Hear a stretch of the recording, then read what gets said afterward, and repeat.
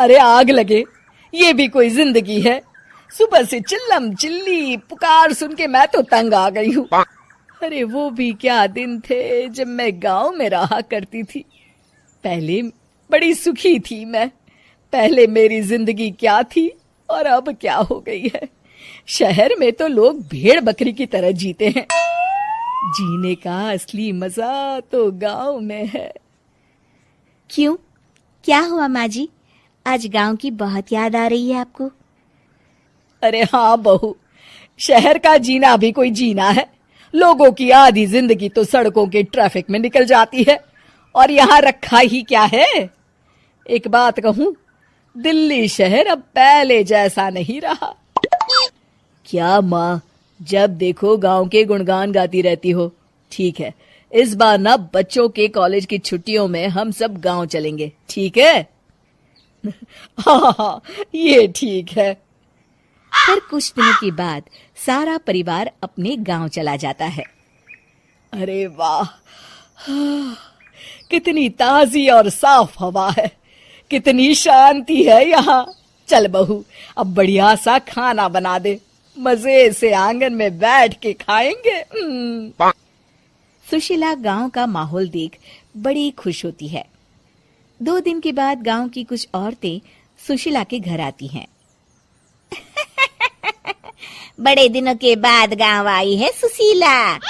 हमें तो लगा कि तू शहर जाके गांव को भूल गई। और बतिया, तेरी बहू कैसी है? जरा मिलवा तो उससे। अरे मेरी बहू तो लाखों में एक है। बड़ी किस्मत वाली हूँ मैं जो मुझे जानकी जैसी बहू मिली है। हमेशा मेरी सेवा में लगी रहती है और आज तक कभी पलटकर जवाब नहीं दिया उसने। सुशीला की बातें सुनकर सभी औरतें हंसने लगती है।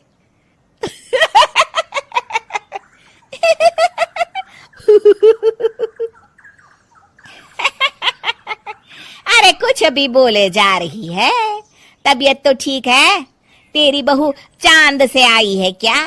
क्यों बहनों, दुनिया की कोई भी बहू अच्छी होती है क्या? सब औरतें ममता की हाँ में हाँ मिलाती हैं। अरे मैं तो कहती हूँ दुनिया की हर बहू सास का खून चूसने वाली डायन होती है, डायन। मैं तो एक बिल में 1000 सांप के साथ रह सकती हूँ, लेकिन अपनी बहू के साथ नहीं रह सकती। हाँ, तूने सही कहा। मेरी बहू तो तेरी बहू से भी 2 कदम आगे है।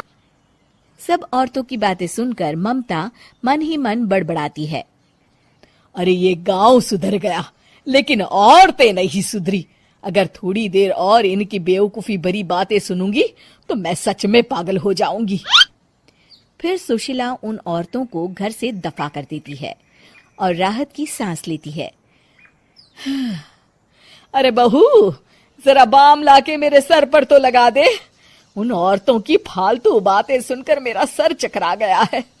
इस गांव की औरतों का तो भगवान ही मालिक है। फिर अगले दिन सुशीला की सास उससे कहती है, अरे बहू, तू यहाँ क्या आराम फरमाने आई है? आखिर ये तेरा ससुराल है। चल चल, घर के कामों में हाथ बटा। शहर में कुछ काम धाम तो करती नहीं है। जरा अपने आप को तो देख, कितनी मोटी हो गई है। सारा दिन घर का काम करने के बाद शाम को सुशीला, हाय मेरी कमर, हाय मेरे पैरों ने तो जवाब दे दिया। आज तो मुझसे मक्खी भी न मारी जाएगी। अरे बहू, जरा आकर मेरे हाथ पैर तो दबा दे।